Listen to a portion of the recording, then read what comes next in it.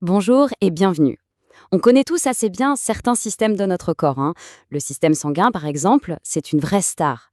Mais il y en a d'autres qui bossent dans l'ombre, en silence, et qui font un travail mais absolument vital.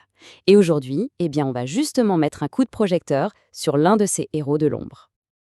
Alors, la première question qu'on doit se poser, elle est toute simple. Qui s'occupe de faire le ménage entre nos cellules?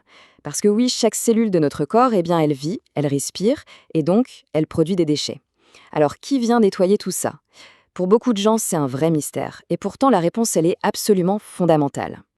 Ok, alors pour bien saisir qui est ce gardien silencieux, le plus simple, c'est de le comparer à son cousin super célèbre, le système sanguin.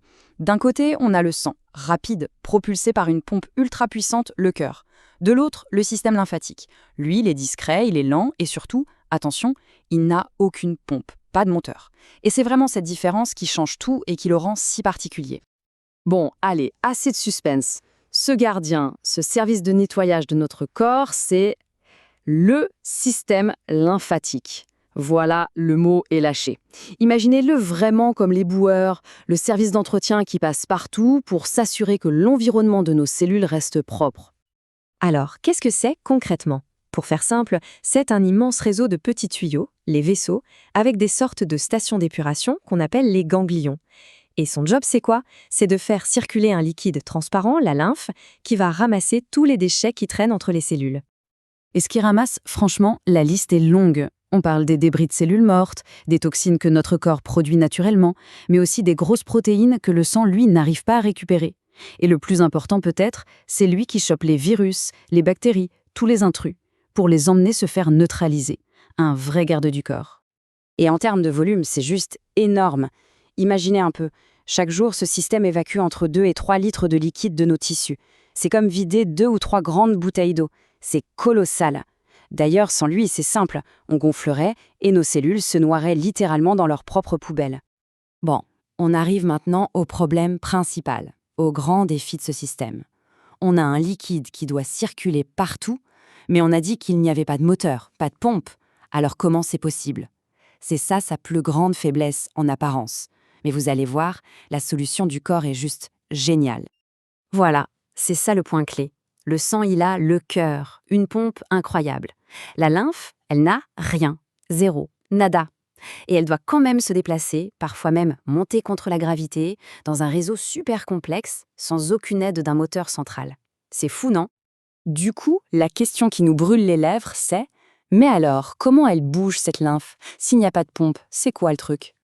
Eh bien, la réponse, elle est presque trop simple. Elle est juste sous notre nez, la pompe. C'est nous, c'est notre corps en mouvement. C'est le mouvement qui est le moteur de tout le système. Autrement dit, l'efficacité de notre ménage intérieur dépend directement de notre activité physique.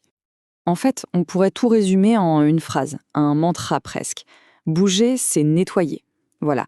S'il n'y a qu'une seule chose à retenir de tout ça, c'est cette idée-là.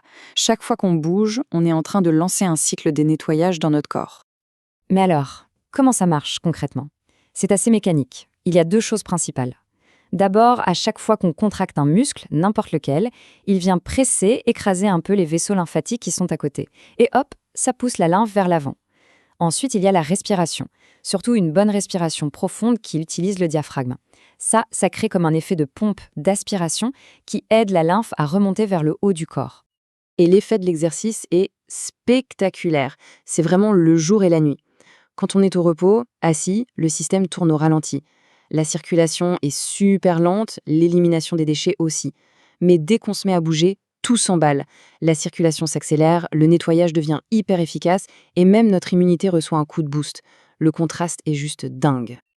Ok, donc on a compris la mécanique. Mais concrètement, pourquoi c'est si important d'avoir un bon flux lymphatique? Quels sont les bénéfices pour notre santé de tous les jours? Parce qu'ils sont bien réels et on va voir ça tout de suite.